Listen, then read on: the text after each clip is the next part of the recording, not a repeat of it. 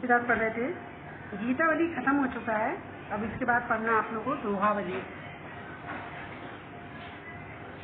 यहाँ से देखिए, हरों चरही तापही बरत, परे पसारही हाथ, तुलसी स्वारथ मीत सब, परमारथ रघुनाथ। हरों चरही, हरों माने तो हरा भरा, चरही माने तो चर लेते हैं या खा लेते हैं, तापही ताप लेते हैं अर्थात जलाकर ताप लेते हैं, परें फलने पर, पसारही फैलाते हैं। प्रस्तुत दोहावली में तुलसीदास जी कहते हैं कि संसार के प्राणियों की स्वार्थपरता का यहाँ पर वर्णन किया गया है। गोस्वामी तुलसीदास जी कहते हैं कि इस संसार में हरऊ चरें, जब वृक्ष हरे भरे होते हैं तो चरें, तो पशु पक्षी उन्हें चर लेते हैं अर्थात पशु पक्षी उस हरे भरे वृक्ष को चर लेते हैं, मतलब खा लेते हैं। तापही, और जब वृक्ष सूख जाते हैं तो लोग उन्हें जलाकर तापने लगते हैं। फरे पसारे हाथ, और जब वृक्ष में फल लग जाते हैं तो लोग, पसारे मतलब होता है फैला करके, हाथ फैला करके लोग उनके फल को ले लेते हैं। तुलसी स्वार्थ मीत सब, इस प्रकार से प्राणी सब प्रकार से स्वार्थ सिद्ध करने में लगा हुआ है। मीत माने होता है मित्र, स्वार्थ बस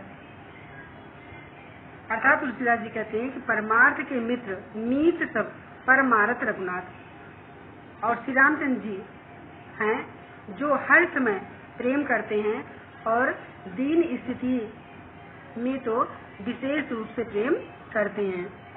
केवल इस संसार में श्री रघुनाथ जी ऐसे हैं जो हर समय प्रेम करते हैं और दीन स्थिति में तो विशेष रूप से प्रेम करते हैं। इसी का से देखिए, गोस्वामी तुलसीदास जी कहते हैं कि इस संसार में जब वृक्ष हरे भरे होते हैं तब पशु पक्षी इन्हें चरकर खा लेते हैं, अर्थात चर लेते हैं, और वही वृक्ष जब सूख जाते हैं तो लोग उन्हें जलाकर तापने लगते हैं।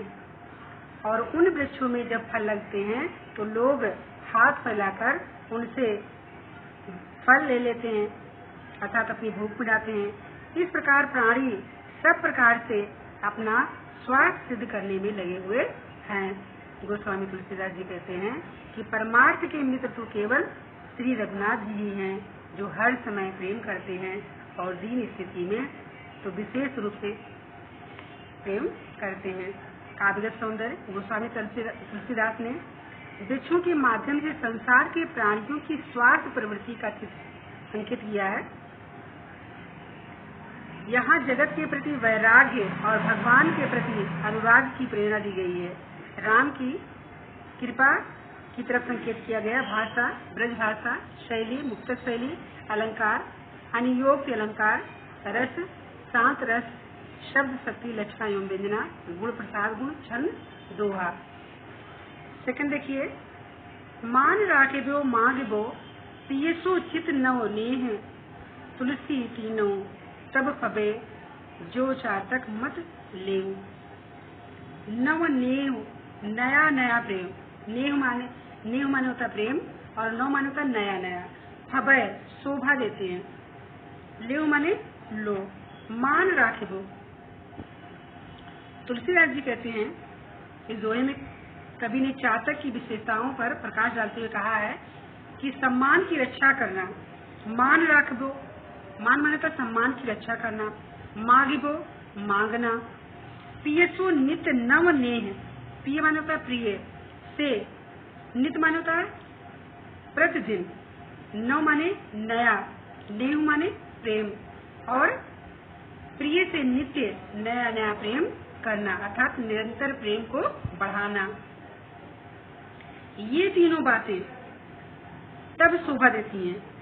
तुलसी तीनों तब फबय, फबय माने तो शोभा देती है। ये तीनों बातें तभी शोभा देती हैं जो चातक मत ले, जब चातक का सिद्धांत स्वीकार किया जाए। तात्पर्य यह है कि जैसे चातक केवल अपने प्रिय बादल से ही कामना करता है, मांगता है और केवल स्वाति नक्षत्र की बूंद ही पीता है, उस बूंद की प्राप्ति के लिए वह बादल से नित्य नया नया प्रेम जोड़ता है, उसी प्रकार व्यक्ति को भी केवल अपने प्रिय से ही मांगना चाहिए। उसकी इच्छाएं अल्प होनी चाहिए और इच्छा पूर्ति के लिए प्रिय से नया नया प्रेम जोड़ना चाहिए, तभी उसके जीवन में सफलता और प्रेम की अनंतता सिद्ध हो सकती है।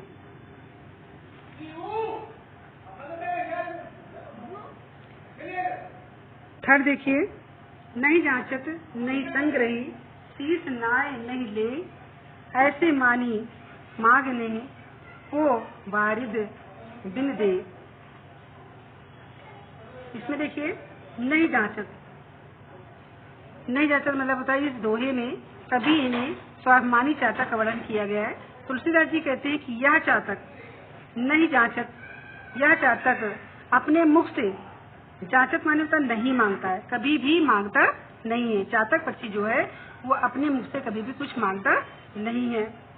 नहीं संग्रही, और वह एकत्र भी नहीं करता है, अर्थात यदि कोई देता है तो आवश्यकता से अधिक ग्रहण नहीं करता है। शीश नाय नहीं ले, और अर्थात इकट्ठा नहीं करता है, और कभी सिर झुकाकर भी नहीं लेता है। शीश नाय नहीं ले, अर्थात शीश को, सिर को झुका करके भी कभी नहीं लेता है। ऐसे मानी मानिए मांग नहीं, को बारिद बिन दे। चातक सदैव ऊपर की ओर मुख किए रहता है। जब ऊपर से स्वाति नक्षत्र की बूंद गिरती है तो वह सीधी उसके मुख में ही जाती है। ऐसे स्वाभिमानी चातक को बादल के बिना कौन दे सकता है। ऐसे मानी, मानी मतलब स्वाभिमानी, मांगने, अर्थात ऐसे स्वाभिमानी चातक को बादल के बिना भला बारिद, बारिद मतलब बादल, बिन दे के बिना, अर्थात बादल के बिना कौन दे सकता है। अर्थात अनंत जल से परिपूर्ण बादल ही उसकी मौन याचना को समझता है और उसे पूर्ण करता है। इसमें अनियोक्त का दूसरा अर्थ दिया। अनियोक्त से इसका दूसरा अर्थ यह होगा कि प्रभु का सच्चा भक्त पहले से जो कुछ मांगता ही नहीं है, अर्थात सच्चा जो भक्त है वो पहले से तो कुछ नहीं मांगता।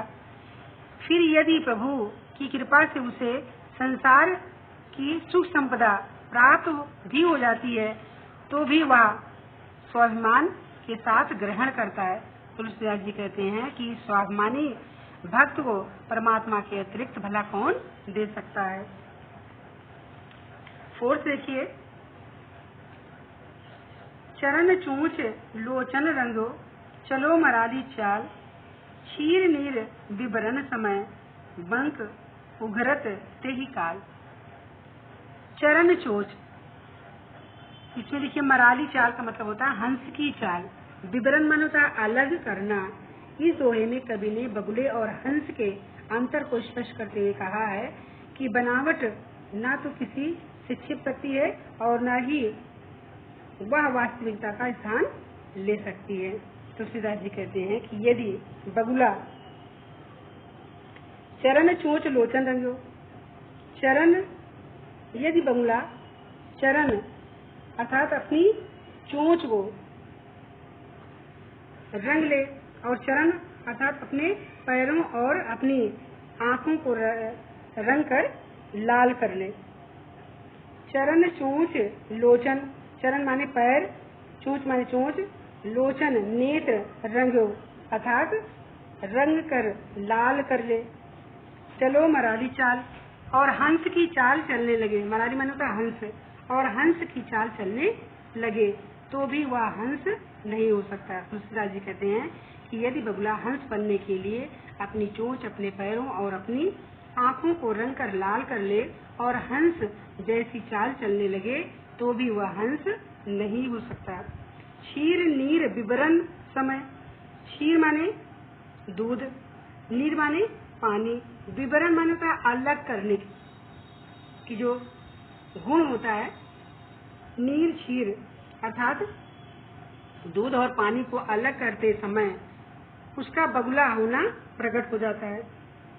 क्षीर नीर विवरण समय, बंक उभरत, बंक माने बगुला का होना अर्थात उसकी वास्तविकता का पता चल जाता है। ते ही काल, उस समय जब दूध और पानी को अलग करता है बगुला, तो उस समय उसकी वास्तविकता का पता चल जाता है, क्योंकि वह हंस का नीर और क्षीर विवेकी जो गुण है वो कभी धारण नहीं कर सकता है। तुलसीदास जी कहते हैं, इसका अनियोक्त दूसरा अर्थ दिया गया है। इसका अर्थ है यह होगा कि दुष्ट व्यक्ति यदि सज्जन व्यक्ति के रूप, गुण, वेशभूषा आदि को धारण कर भी ले तो वह सज्जन नहीं हो सकता, क्योंकि एक ओर तो दुष्ट अपनी दुष्टता से बाज नहीं आता है और दूसरी ओर वह सज्जनों के गुणों को भी ग्रहण नहीं कर सकता है। इसलिए जो वास्तविकता है उसको बदलना असंभव है। काव्य सौंदर्य देखिए, गोस्वामी तुलसीदास ने यहाँ स्पष्ट किया है कि दुष्ट व्यक्ति ऊपर से चाहे कितना भी प्रयास करे कि वह सज्जन दिखाई दे, किंतु उसकी दुष्टता प्रकट हो ही जाती है। तुलसीदास ने ढोंगी और पाखंडी व्यक्तियों पर गहरा व्यंग किया है। भाषा, ब्रज भाषा, शैली, मुक्तक शैली, अलंकार, अनियोक्त एवं अनुप्रास, रस, शांत रस, शब्द शक्ति, लक्षणा, छंद, दोहा छंद, भाव साम, कबीर ने भी कपट वेशधारी और स्वयं को सज्जन सिद्ध करने वाले व्यक्तियों का उपहास यहाँ पर किया है। नेक्स्ट देखिए, आप कहाँ सब भलो, अपने कहाँ कोई कोई, तुलसी सब कहे जो भलो, सुजन सराहिए सोई। आप मानो था स्वयं को, अपने स्वजन अर्थात स्वजन अपने आप को, सुजन सज्जन व्यक्ति सराहिए सराहना करते हैं। इसमें जो है तुलसीदास ने यह स्पष्ट किया है कि परोपकार करने वाला व्यक्ति को की ही संसार में सराहना होती है। आप कहा सब भलो, अपने लिए तो सभी भले होते हैं। आप अपने लिए तो सभी सब भलो, सभी भले होते हैं, सभी अच्छे होते हैं। अपने कहा कोई कोई, और किंतु कुछ व्यक्ति ऐसे ही होते हैं जो स्वयं का भला करने के साथ साथ अपने मित्र एवं संबंधियों के भले के लिए ही सदैव तत्पर रहते हैं। तुलसी सब कहा जो भलो, सुजन सराहिए सोई। तुलसीदास जी कहते हैं कि इनसे भी श्रेष्ठ वह व्यक्ति होते हैं। तुलसी का सब कहा सो भल जो भलो, अर्थात तुलसीदास जी कहते हैं कि इन व्यक्तियों में इनसे भी श्रेष्ठ वह व्यक्ति होते हैं जो सभी का भला मानकर, जो भलो अर्थात जो सभी का भला मानकर, सृजन सराहिए सोए, उनकी भलाई करने में लगे रहते हैं। इस प्रकार के व्यक्तियों को ही सज्जन व्यक्तियों के द्वारा सराहना की जाती है। इसका पूरा देखिए, अपने लिए तो सभी भले होते हैं और सभी अपने लिए भलाई का कार्य करने में लगे रहते हैं, किंतु कुछ व्यक्ति ऐसे भी होते हैं जो स्वयं का भला करने के साथ ही साथ अपने मित्र एवं संबंधियों के भले के लिए सदैव तत्पर रहते हैं। तुलसीदास जी कहते हैं कि इनमें भी श्रेष्ठ वह व्यक्ति होते हैं जो सभी का भला मानकर उनकी भलाई करने में लगे रहते हैं। इस प्रकार के व्यक्तियों को ही सज्जन व्यक्तियों के द्वारा सराहना की जाती है।